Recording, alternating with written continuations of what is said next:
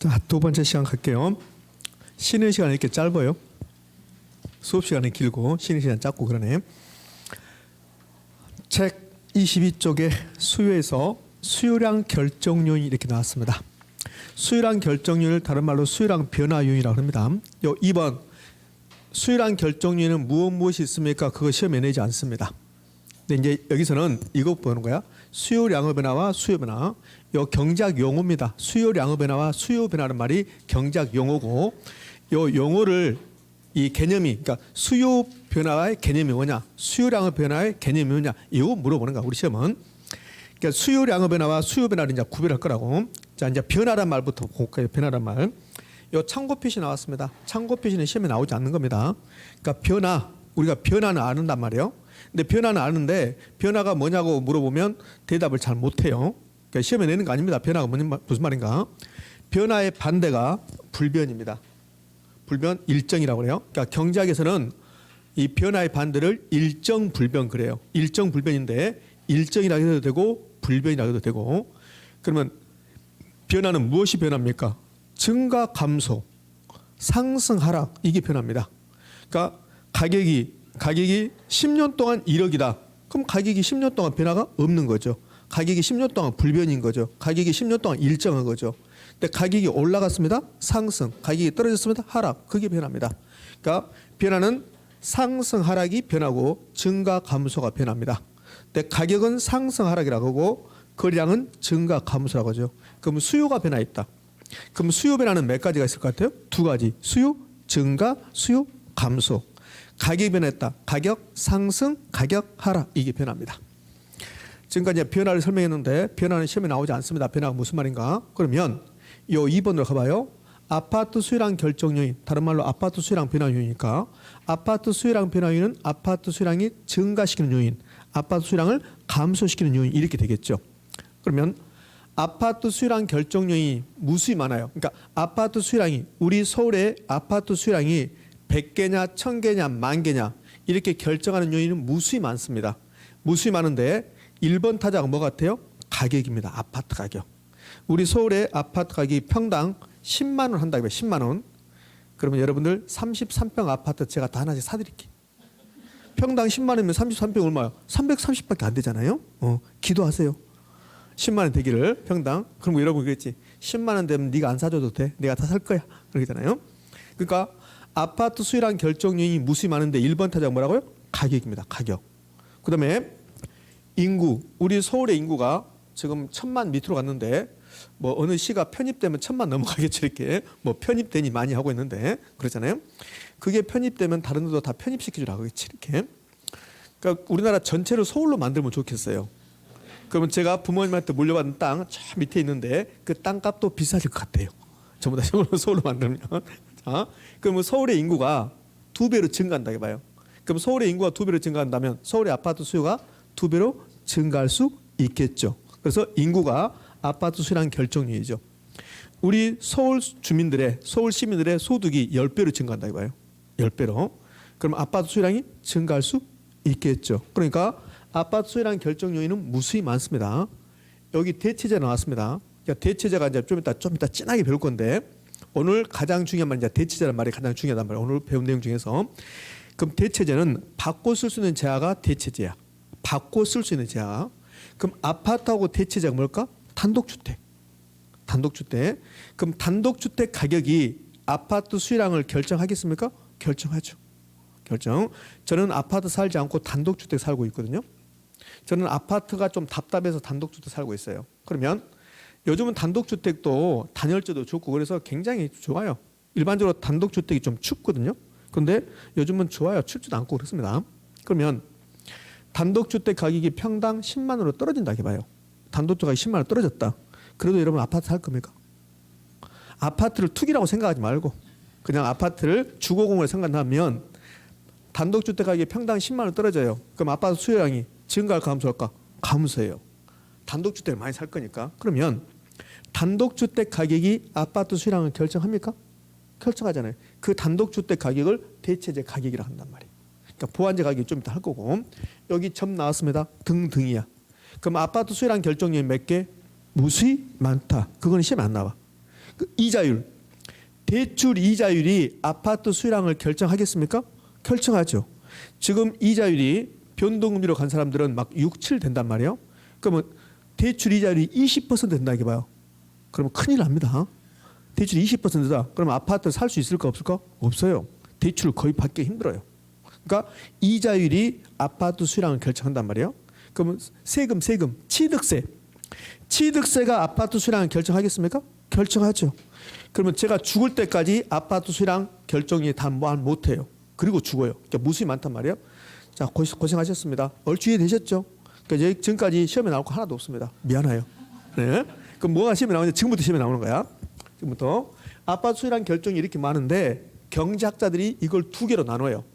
1번 타자가 아파트 가격입니다. 이 아파트 가격과 나머지 것들 그래요.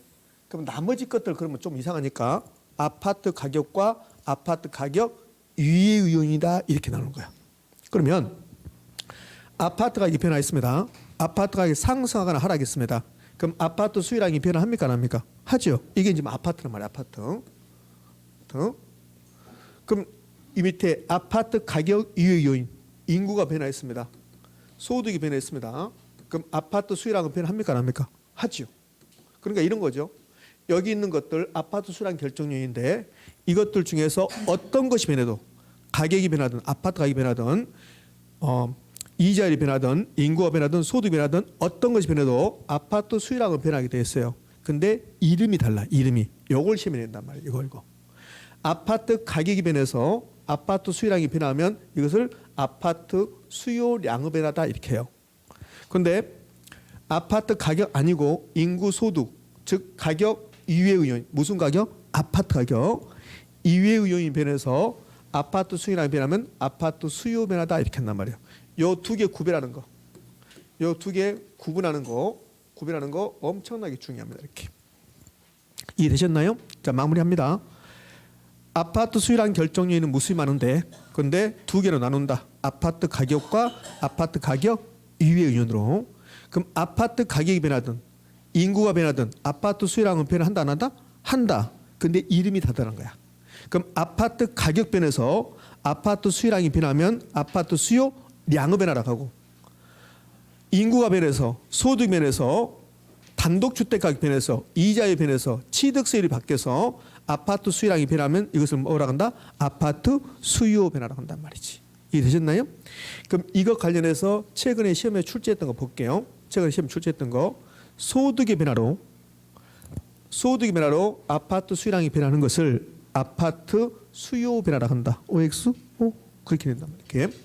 제가 아파트 예를 들었습니다. 그럼 여기 아파트가 않고 사과라기다. 사과. 그럼 사과 수요량 결정 요인. 사과 수요량 변화인 몇 개? 무수히 많죠. 1번 타자가 아파트 가격일까 사과 가격일까? 사과 가격. 인구수도 쭉 나오겠죠. 예. 2년 전에요. 우리 학원이 아니라 다른 학원에서 이런 분이 계셨어요. 어떤 분이 계셨냐면 이제 그분은 합격하셨는데 그분이 합격자 모임에 와서 저한테 뭐라고 하냐면 교수님 자기는 요 수요량의 변화와 수요 변화가 아파트만 있는 줄 알았대요. 그런 분도 합격한다. 그런 분도. 응? 제가 아파트 예를 든 거죠. 그럼 왜 선생님 아파트 예를 들었을까? 이게 부동산의 교수니까 여기다 사과 예를 들 수는 없잖아요. 그럼 시험은 대부분이 아파트를 낸단 말이에요. 아파트. 그래서 아파트 예를 든 거야. 근데 그분은 수요량의 변화와 수요 변화는 아파트만 있는 줄 알았다는 거야. 그래도 합격이야. 합격. 기가 막히잖아요.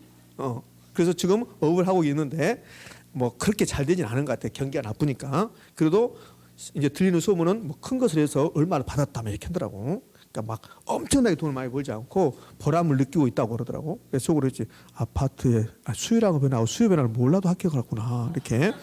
그러니까 내년부터 이걸 빼버리려고 제가. 왜? 몰라도 합격하니까. 이렇게. 자, 됐어. 이렇게. 자, 그러면 여기 이제 두 번째 됐고, 요거는 좀 이따가 아주 진하게 또 배웁니다. 수요량의 변화하고 수요 변화는.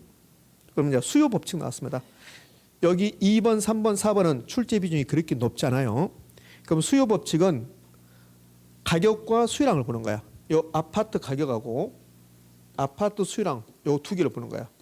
그럼 아파트 가격이 올라가면 아파트 수요량은 증가 감소? 감소. 그 반대로 아파트 가격이 떨어지면 아파트 수요량은 증가. 그러니까 가격과 수요량이 반대로 가고 있죠. 요걸 수요 법칙이다 이렇게 불러요. 그럼 시험은 이렇게 주면 다 맞춰요. 수요 법칙이란 가격이 올라가면 수요량이 감소한다. 이렇게 내면 다 맞춰요. 그런데 수요 법칙이라는 말을 빼요. 빼고 가격이 아파트 가격이 올라가면 아파트 수요량은 감소한다 이렇게 내요. 그럼 꼭 안 배운 것처럼 느껴져요. 앞에서 수요 법칙을 빼버리면. 그러니까 가격과 수요량이 반대로 가고 있다. 이걸 수요 법칙이라고 그래. 반비례 관계다, 마이너스 관계다 했는데 마이너스 관계는 필요 없어요. 나중에 제가 언급할 거예요. 일단 가격과 수요량이 반대로 가고 있다. 이걸 수요 법칙이라고 그래요.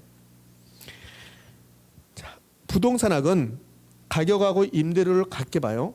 이렇게.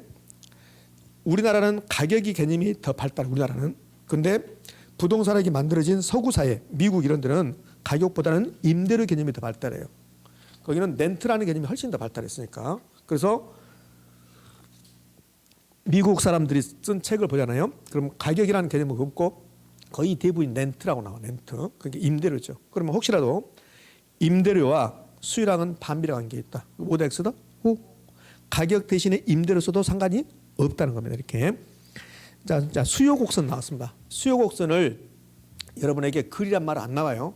그러니까 수요 곡선을 그릴 필요도 없고, 자, 수요 곡선은 우하향을 했던데 그냥 수요 곡선은 우하향한다. 나중에 제가 1, 2월 달에 3, 4월 과정에서 한번 그려서 언급을 할 건데 일단 수요 곡선이 있다는 거예요. 그러니까 수요 곡선이 왜 나오냐면 경제 이론을 제가 아무리 말로 해도 잘 여러분 이해가 안 돼요. 그래서 경제학자들이 이 경제 이론을 그래프로 한번 만들어 보자. 그림으로 만들어 보자. 그래서 나온 게 수요 곡선입니다. 그러니까 수요 곡선은 우하향한다. 그러니까 수요는 전부 다 마이너스가 나와. 마이너스. 그러니까 수요 곡선 우하향한다. 이 정도까지 할게요, 이제. 그럼 이제 수요에서 총 6가지 배울 건데 이제 4가지 배웠습니다. 그럼 공급으로 가면 공급량 결정 요인, 공급 법칙, 공급 곡선 이렇게 있을 거란 말이에요. 자, 그럼 이제 공급으로 가봅시다. 자, 이제 공급으로 가면 책을 좀 넘겨서 25쪽으로 가는 거야. 25쪽. 25쪽으로 가면 공급의 개념이 1번 나왔고 1번 됐고 2번 공급량 결정 요인 나왔네요. 그럼 이제 7번 볼게요. 공급량 결정 요인, 공급량 변화 요인 아파트로 해볼게요. 아파트 공급량 결정 요인, 아파트 공급량 변화 요인 몇 가지? 무수히 많다. 1번 타자가 뭡니까? 가격. 무슨 가격? 아파트 가격. 그럼 이게 사가 공급량 결정 요인이라면 무슨 가격? 사가 가격. 자, 이제 수요를 한번 생각해 보세요. 수요. 아파트 수요량 결정 요인. 아파트 수요량 결정 요인은 아파트 가격 나왔죠? 그다음에 뭐가 나오던가요? 인구 소득이 나왔어요. 근데 공급은 인구 소득이 아닙니다. 공급은 생산 요소 가격이야. 그러면 아파트 공급량 결정 요인 중에서 생산 요소 가격. 그럼 아파트 생산 요소가 뭘까요? 토지가 있어야지 아파트 만들게 되겠죠. 토지. 그다음에 시멘트 있어야 되겠죠. 철근 있어야 되겠죠. 그걸 생산 요소라고 그래요.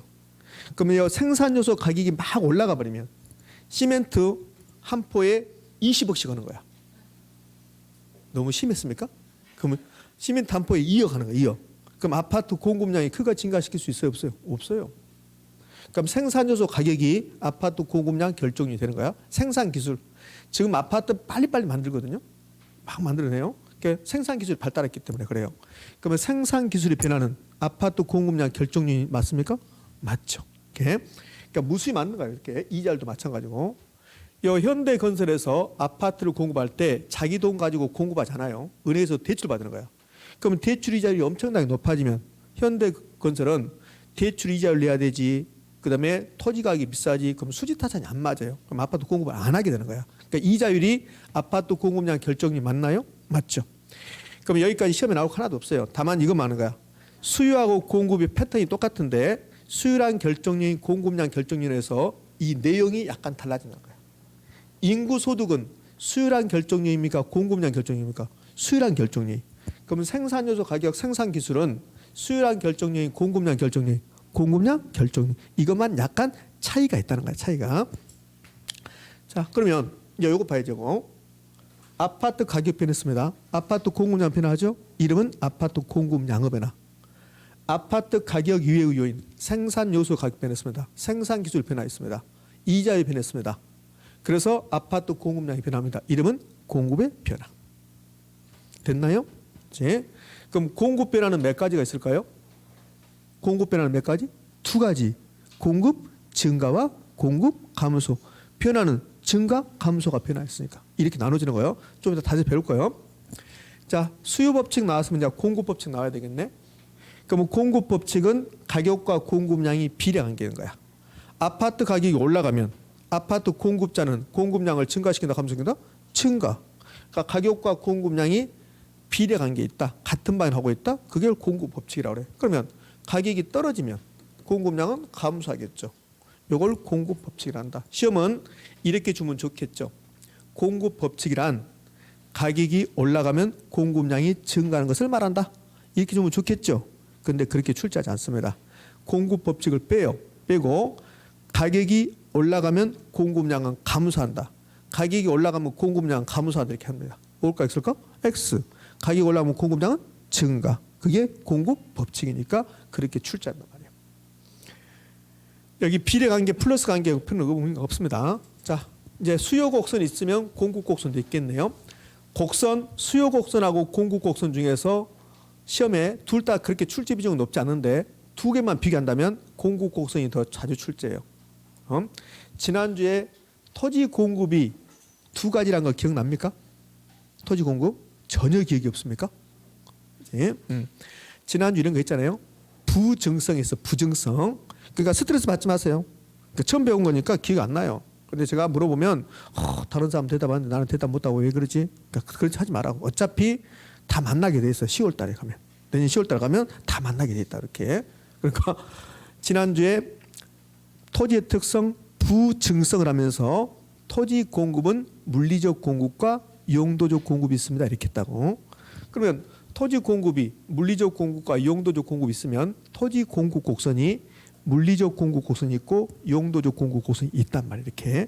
자, 가끔씩 시험에 출제해요. 이런 거 있다만 하는 거고 이거 수직선입니다. 완전 비탄력적입니다. 이건 지금 안 돼요. 지금 나중에 다 하게 될 거니까 아, 공급 곡선이라는 게 있구나. 이 정도까지만 하는 거예요. 이제. 그러면 수요에서 네 가지, 공급에서 네 가지 배웠습니다. 자, 여러분들 별표 3개가 안 나오니까 심심하죠? 자, 별표 3개가 나옵니다. 제가 이 주제에다가 빨간색으로 해오면 그게 별표 3개예요. 예?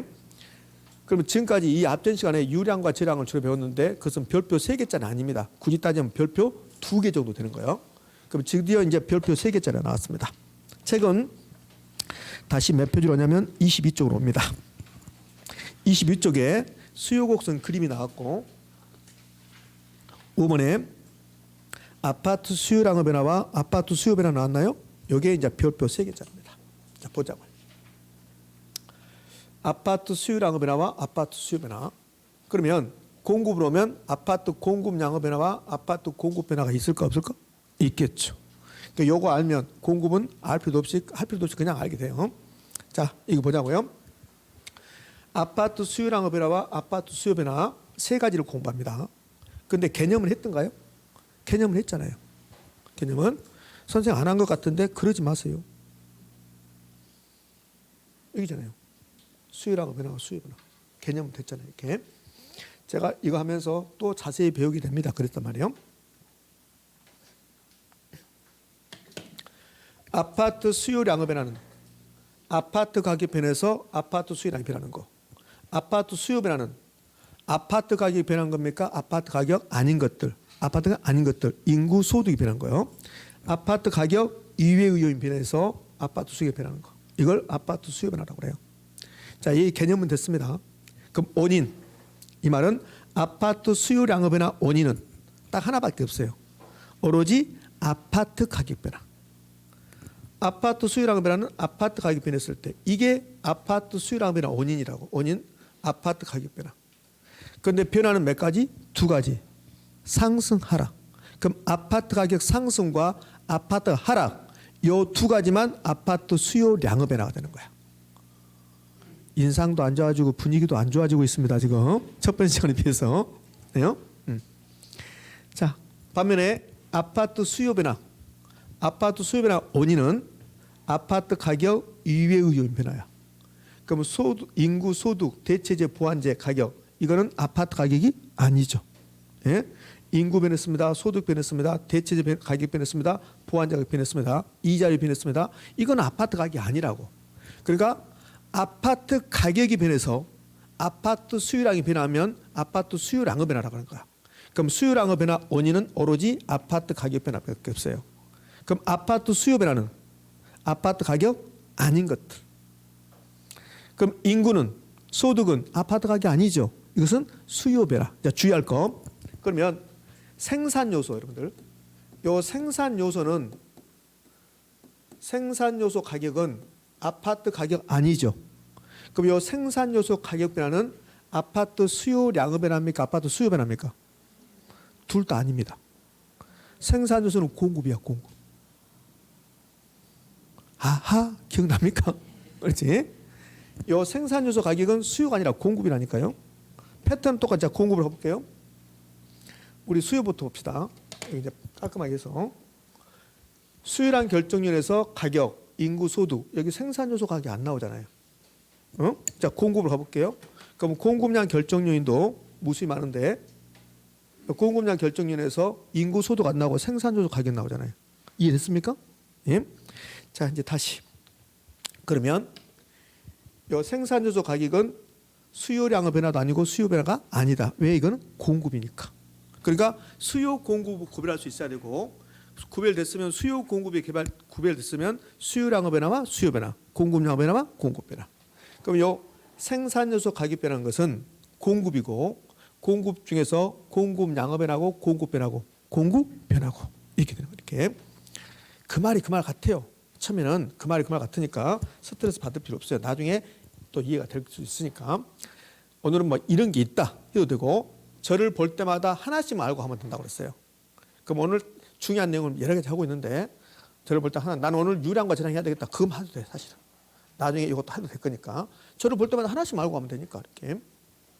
자, 이제 이게 무슨 말이냐면 요 수요량의 변화를 수요 곡선으로 표시해 봅시다. 수요 변화를 수요 곡선으로 표시해 봅시다 이 말이야. 그럼 이 중에서 시험 요 세 가지 하나 둘 세 가지 중에서 가장 시험에 잘 나온 게 요 수요 곡선 표시하는 요걸 시험에 잘 내요.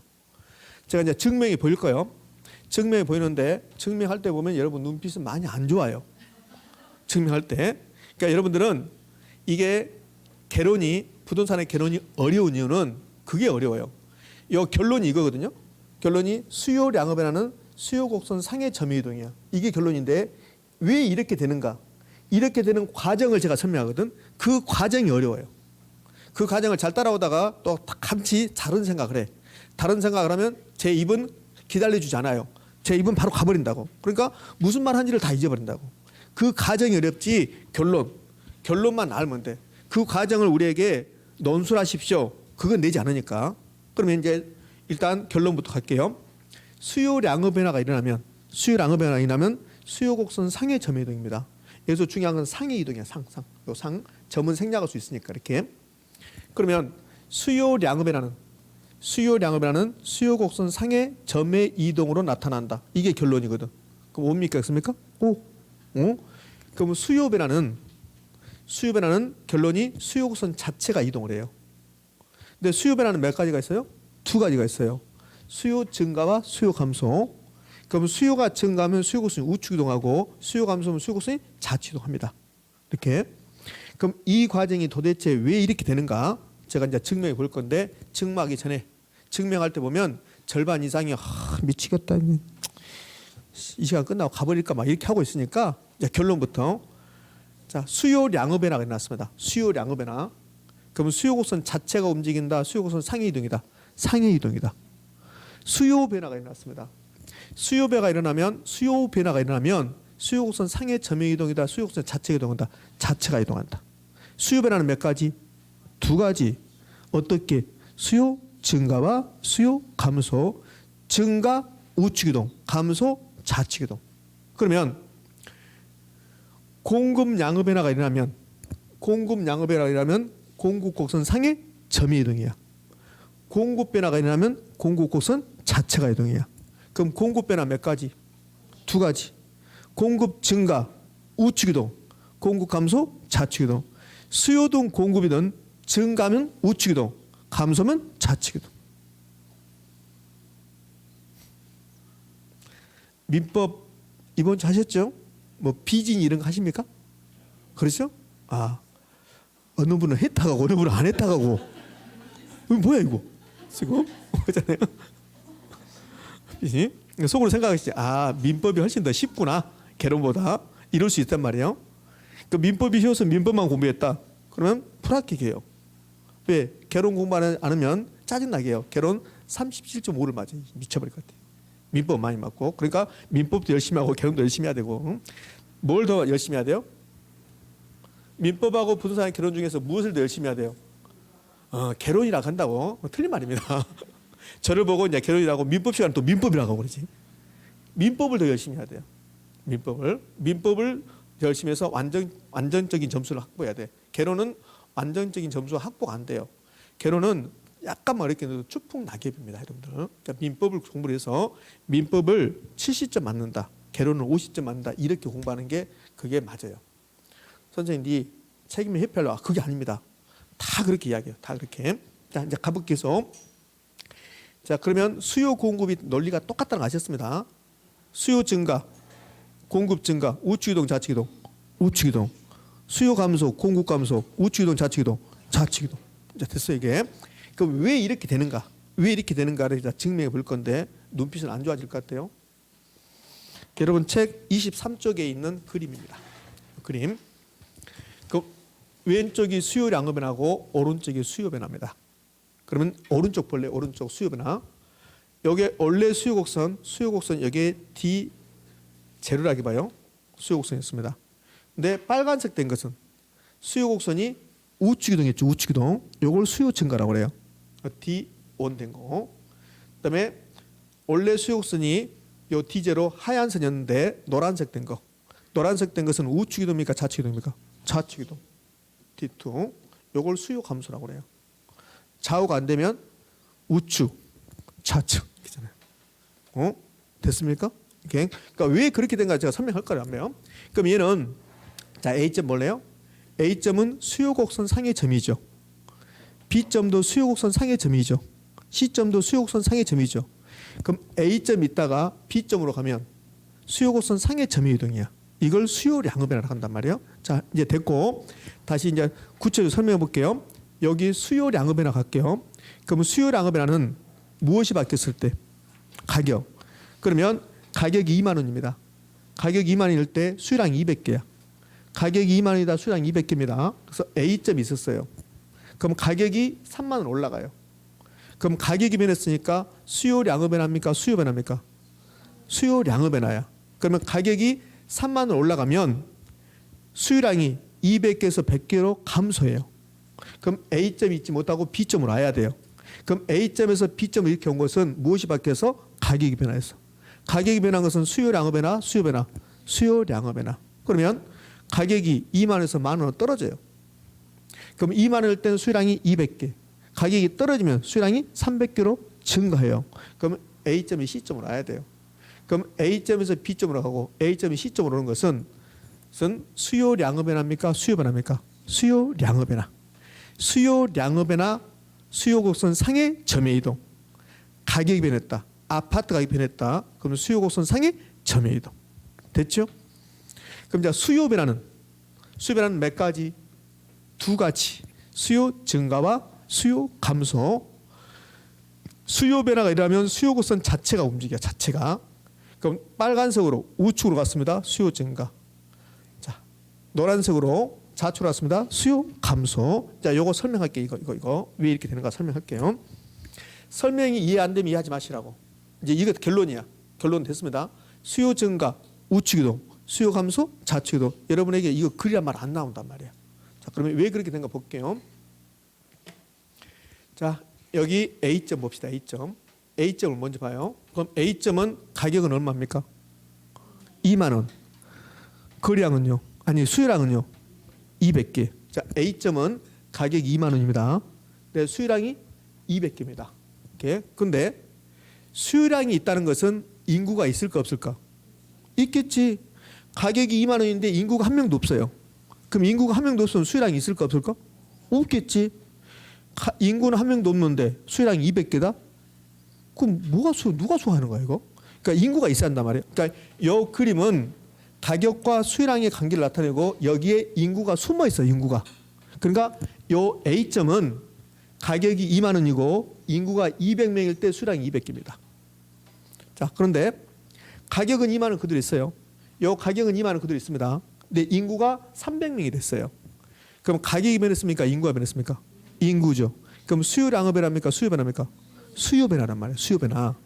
그러면 인구가 가격은 2만 원인데 인구가 300명이 되면 수요량은 200개일까 300개일까?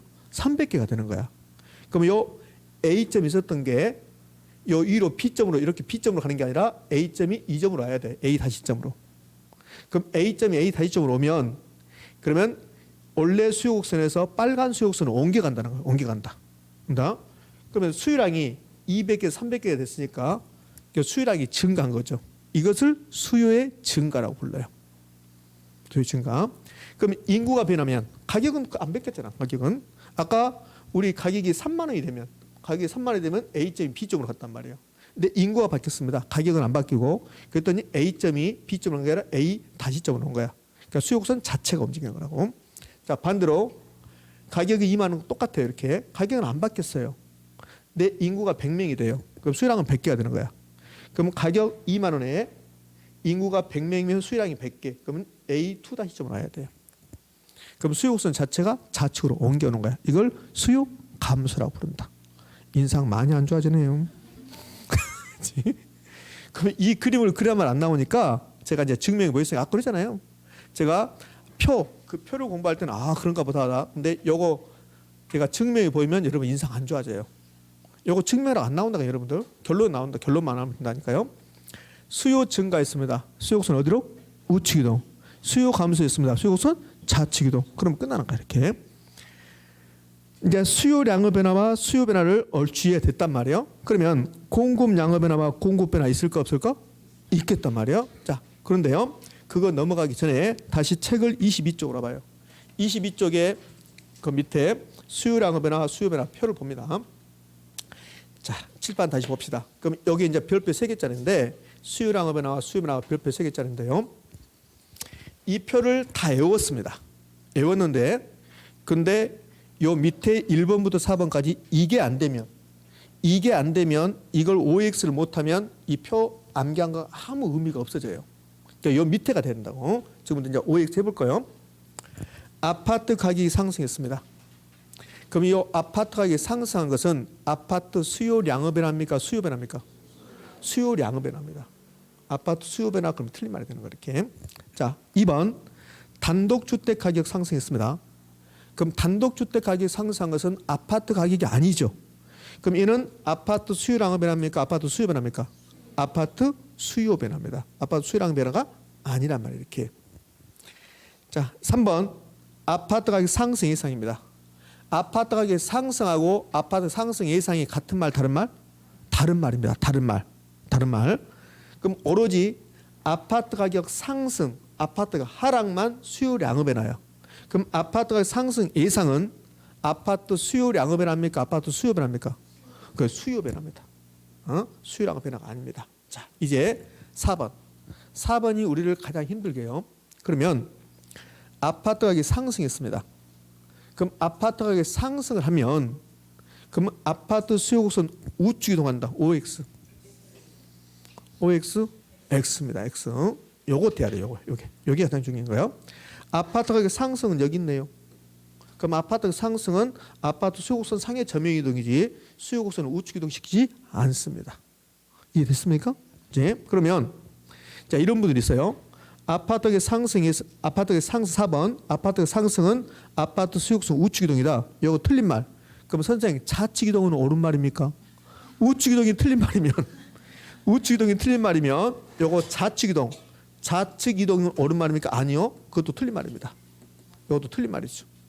왜? 아파트의 상승은 수요량의 변화고 수요곡선 상의 점유 이동이니까.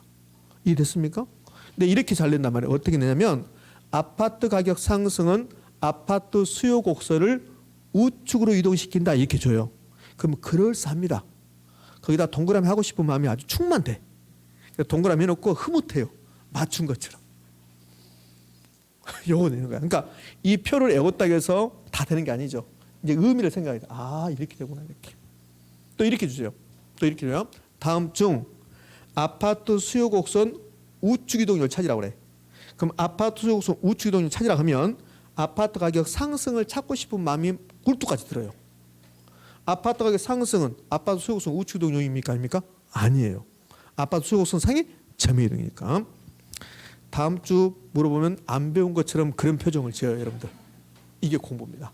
그럼 이 논리가 공급도 있을까 없을까? 있어요. 똑같다는 거야. 자, 이제 공급으로 가볼게요. 책 뒤지지 마, 책 뒤지지 마. 공급은 없어, 책에. 공급에 이 표 없단 말이에요. 왜? 수요하고 똑같은데 쓸 필요 없잖아요. 그래서 자, 공급도 이런 게 있단 말이에요. 봐요. 이제 공급으로 갑시다. 책은 볼 필요 없고 공급은 별표 3개의 빨갛게 나왔습니다. 아파트 공급량의 변화와 아파트 공급 변화. 그럼 아파트 공급량의 변화는 뭘 변해서? 아파트 가격 변화. 아파트 공급량 변화. 아파트 공급 변화는 아파트 가격 유예의 요인 변화. 그래서 아파트 공급량 변하는 거. 아파트 공급량의 변화는 원인은 아파트 가격 상승하는 요것밖에 없죠. 요 가격 대신에 무슨 말 써도 상관없어요? 임대료. 가격 대신에 임대료 써도 상관이 없습니다. 그럼 아파트 공급 변화 원인은 아파트 가격 유예 요인. 여기 인구 소득이 있어요 없어요?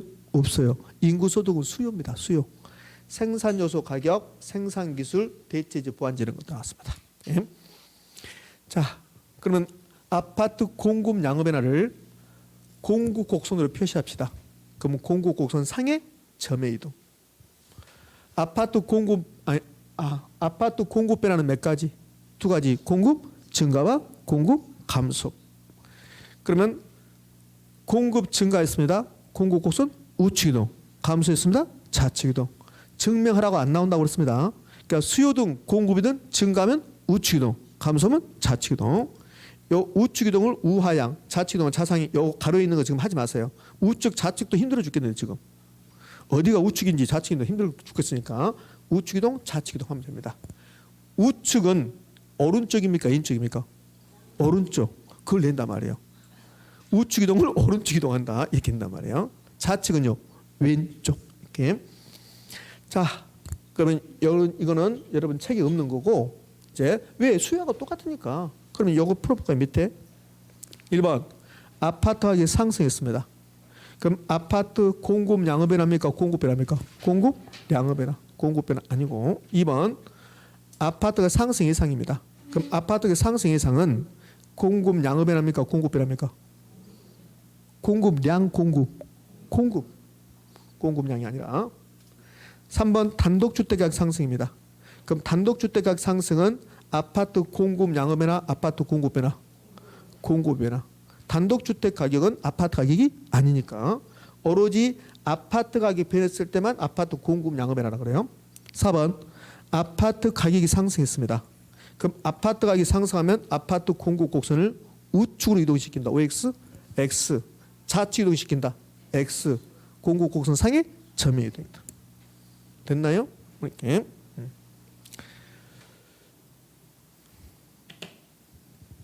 자, 공급 곡선은 우상에 이렇게 해요. 그럼 이 A점이 B점으로 갔습니다. 그럼 A점이 B점으로 갔으면 2만 원 할 때 공급량이 200개였는데 3만 원 되니까 공급량이 300개가 됐습니다. 이 말이에요. 그럼 얘는 공급량의 변화, 공급 상의 점의 이동. 공급 변화는 공급 곡선이 이렇게 우상에 가는데 S0. 네, S1이 됐습니다. 우측 이동, 좌측 이동, 우측 이동, 공급 증가. 이렇게 씁니다. S2 우측 이동, 좌측 이동, 좌측 이동, 공급 감소. 됐죠? 그리랑 말 안 나온다 했습니다. 그러면 수요에서 6가지, 공급에서 6가지 배울 건데, 네. 수요 5가지, 공급 5가지 배웠습니다. 그럼 이제 수요 공급에서 가장 중요한 거 2개 남았어요. 수요 변화 요인, 공급 변화 요인. 이게 가장 중요합니다. 그게 이제 6번에 있는 거야. 6번 책 23쪽 그림이 나오고 상단에 6번 수요 변화 요인. 이게 가장 시험에서 잘 나와. 이게 가장 중요한 거야. 자, 이제 공급으로 가볼까요? 공급으로 가면 그럼 26쪽에 상단에 공급 변화 요인이 나오죠. 이게 이제 가장 중요한 거지. 수요 공급에서. 그러면 23쪽으로 와서 6번에 수요 변화 요인 나오고 이제 공급은 이제 공급을 볼 거고요. 7번 봅시다. 수요 변화 요인. 별표 3개짜리네요. 그럼 수요 변화 요인은 무수히 많은데 몇 개로 나눌 수 있다? 두 개로 나눌 수 있다. 어떻게요? 수요 증가 요인과 수요 감소 요인으로 나눌 수 있습니다. 그 말이죠. 그러면 수요 증가하면 수요 곡선 어디로 갑니까? 우측 이동하죠. 수요 감소하면 수요 곡선은 좌측 이동하죠. 여기까지 배웠습니다. 여기까지 우리가 그러면 수요 배우고 공급 배우고 나서 마지막에 수요 공급 마지막에는 무슨 말이 나올까요? 가격이 나옵니다. 가격. 수요 공급 이론은 가격 이론이라고 했으니까 그래서 이 가격 여기 이 가격이 상승하라 여기 나오면 수요 공급 이론이 끝나는 거야. 그러면 이 수요 증가 요인, 수요 감소 요인이 가격 상승 요인, 가격 하락 요인이란 말이에요. 수요 공급이 이제 마지막에 온 거예요. 이게 마지막에 수요 공급 이론이.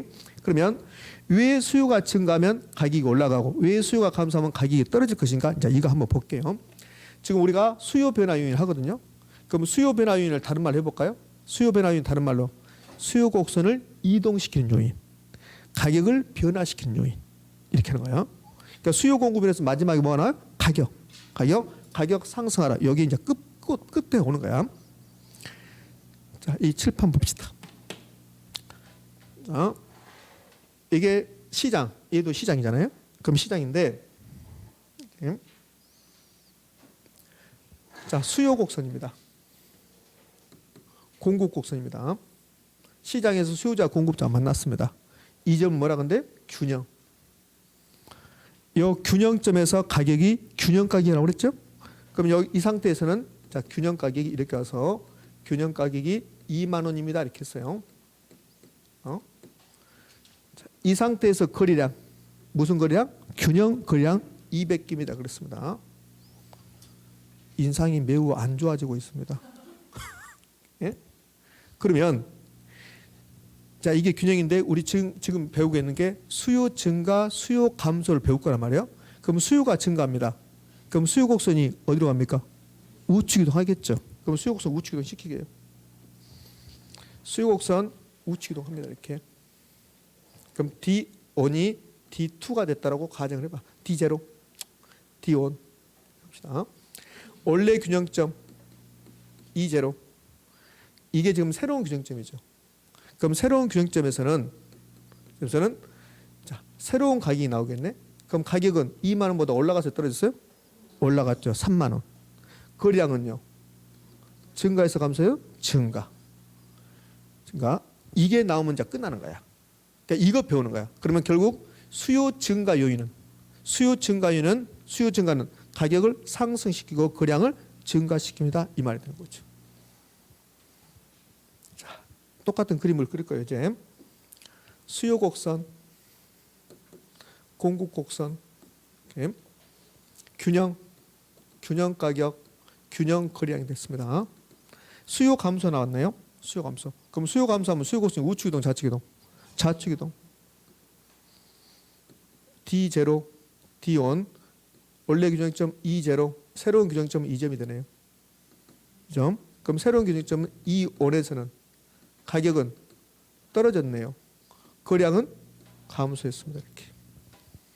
그럼 수요가 감소하면 가격이 떨어지고 거량 감소한다. 이거 하겠다는 소리야. 이거. 이해됐습니까? 네. 자, 이걸 수요라 하지 말고 공급으로 봐요. 공급으로. 자, 공급 봅시다. 수요라 하지 말고 공급으로. 좀 이따 다시 또 언급할 거예요. 이 다음 시간에. 그러면 이제 수요 곡선, 공급선 그려 볼 거예요. 수요 곡선, 공급 곡선입니다. 균형 가격, 균형 거래량.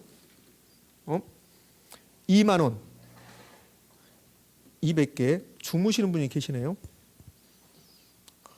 그것도 눈 뜨고 눈 뜨고 주무십니다.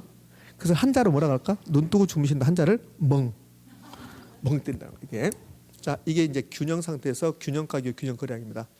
네, 수요 증가라고 하지 말고 요거 이제 푸시하고요. 공급 증가했다 봐요. 요거 보지 말고 공급 증가. 그럼 공급 곡선으로 우측 이동.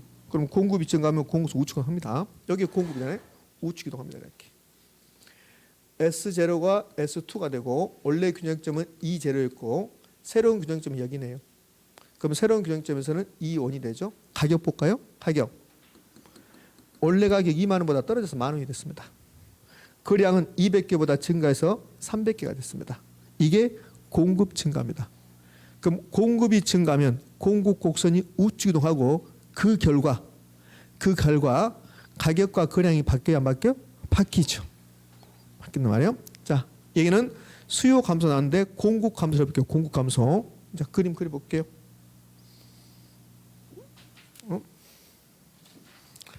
수요 곡선, 공급 곡선. 원래 균형점 2제로. 원래 균형점 가격 2만 원, 거량 200개. 공급이 감소했습니다. 공급 곡선 어디로 가요? 좌측 이동. S0, S1 새로운 균형점 2원. 가격은 3만으로 올라갔습니다. 거량은 100개로 감소했습니다. 그럼 공급이 감소하면 가격은 올라가고 거량은 감소하고 됐습니까? 이렇게. 자, 그럼 이게 지금 가격이 변동하는데 가격이 변동하는 것은 무엇이 변했을 때? 수요가 변하고 공급이 변했을 때. 제가 수요에서 가장 중요한 게 수요 변화율이라고 했어요. 이제 끝났고요. 봐봐요. 제가 수요에서 가장 중요한 게 수요 변화율이라고 했어요. 왜 가장 중요하냐? 수요 변화 요인은 가격을 변동시키니까 그래요. 수요가 불변입니다. 그러니까 수요가 불변이라면 수요 곡선이 그대로 있다는 소리야. 공급이 불변입니다. 공급 곡선도 그대로 있다는 소리야. 그럼 가격이 바뀌어요, 안 바뀌어요? 안 바뀌어요. 수요도 불변, 공급도 불변이다. 자, 여봐요. 눈을 뜨세요. 눈을 뜨시고. 자, 수요 곡선이 있습니다. 공급 곡선이 있습니다. 이렇게 둘 다 안 바뀌어요. 수요 불변, 공급도 불변입니다. 수요 곡선 변화가 없다, 공급 곡선 변화가 없다. 그럼 계속 이 점이 균형입니다. 계속 가격 그대로 있고 거량도 그대로. 가격 계속 2만 원, 거량도 계속 200개 된단 말이에요. 이 상태에 있었는데 수요가 변하거나 공급이 변하면 이 점이 다른 데로 옮겨가 이렇게. 그러니까 가격과 거량이 변동한다고. 그럼 수요 공급 변화에서 가장 중요한 것은 가격이거든. 그럼 가격을 변화시키는 것은 수요 변화와 공급 변화가 가격을 변화시키는 거야. 그래서 수요 변화 요인이 수요에서 가장 중요하고 공급 변화 요인이 공급에서 가장 중요한 요인이 되는 겁니다. 지금 이해가 됩니까? 이렇게. 자, 그럼 이제 수요 변화 요인, 수요 증가 요인, 수요 곡선 우측 이동 요인, 결론 가격 상승, 거량 증가. 수요 감소 요인, 수요 곡선 좌측 이동, 가격 하락, 거량 감소. 그러면 그래프를 통해서 증명이 보이는데 한번 생각해 보자고요. 왜 수요가 증가하면 가격이 올라갈 것인가? 이 수요가 증가하면 가격이 올라간다고 나왔죠? 제가 공급은 언급하고 있습니까? 안 하고 있습니까? 공급 언급하지 않죠? 그러니까 공급을 언급하지 않는다는 말은 공급이 0이라는 소리가 아니라 공급이 변하지 않고 있다. 공급은 그대로 있다. 다만 수요가 증가했다. 그럼 살 사람이 늘어났다. 가격은요? 올라가겠죠. 자, 수요가 감소했습니다. 공급은 그대로 있어요. 수요가 감소했어요. 살 사람이 줄어드는 거야. 그럼 가격은 떨어지겠죠. 상식이란 게 상식. 그 상식이 여러분 앞에는 몰상식으로 다가와요. 네? 원래 이런 말이 실제로 이런 말이 경제는 상식이라고 그래요. 경제는 상식. 아니 봐봐요. 아파트 가격이 올라가면 아파트 수요량이 감소하는 게 상식입니까? 수요량이 증가하는 게 상식입니까? 감소하는 게 아파트 가격이 올라가면 아파트 수요량이 감소하는 게 상식이라고. 상식. 이거 상식이잖아요. 이게 경제 이론이잖아요. 경제 이론에서 가장 중요한 말이 가격이 올라가면 수요량은 감소한다. 가격이 올라가면 공급량은 증가한다. 그게 가장 중요한 말입니다. 그 상식이 여러분 앞에는 몰상식으로 다가오는 거야. 왜 몰상식으로 다가오냐면 우리는 가격이 올라가면 아파트를 더 사거든. 자, 경제 이론은 가격이 올라가면 수요량이 감소해야 돼. 아파트를 안 사야 된다고. 근데 가격이 올라가니까 아파트를 더 사버리거든 우리가. 그러니까 가격이 올라가면 아파트 사야 되는데 그것은 경제 이론이 아니라 투기. 그러니까 헷갈린단 말이에요. 이렇게. 얼추 이해됩니까? 자, 그러면 여기까지 됐어요. 여기까지 되고 그럼 수요 변화 요인은 인구부터 해서 무수히 많네요. 자, 그럼 수요 변화 요인 무수히 많죠. 그럼 여기 있는 것들이 수요 변화 요인이고 가격을 변화시킨 요인이란 소리야.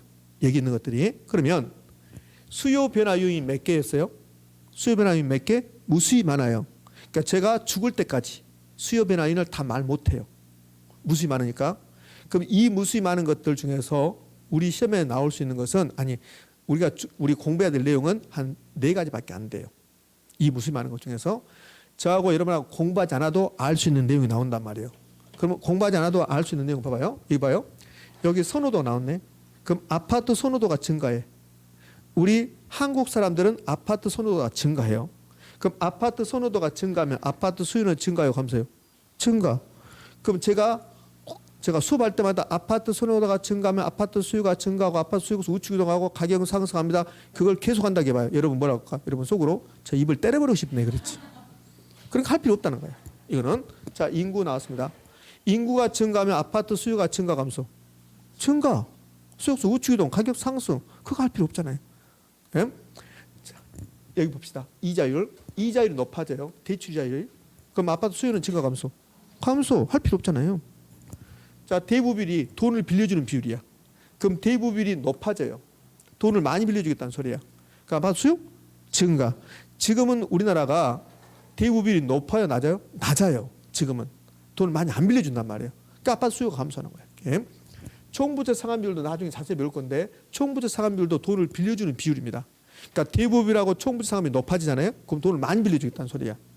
그럼 대부비율 높아졌다, 총부채 상환 비율 높아졌다, 돈을 많이 빌려준다, 아파트 수요 증가, 아파트 수요수 우측 이동, 아파트 가격 상승 이렇게 하는 거. 그러니까 우리나라는 지금 그동안 아파트가 너무 높아져서 대부비율 낮추고 총부채 상환 비율 낮췄어요. 돈을 많이 안 빌려주겠다는 소리야. 그러니까 수요 감소, 가격을 다운시키겠다는 소리야. 이렇게. 그럼 이건 할 필요 없네요. 그러면 정부의 규제입니다. 세금 같은 거 규제야. 취득세율, 아파트 취득세율을 엄청나게 높여버려요. 그러면 취득세가 많으니까 아파트 사기가 곤란해지죠. 그러면 정부의 규제가 강화되면 아파트 수요는 증가 감소, 완화되면 수요 증가 이렇게 되는 거죠. 그러면 이거 공부할 필요 없네요. 공부할 필요 없네요. 그다음에 공부할 필요 없네요. 이렇게.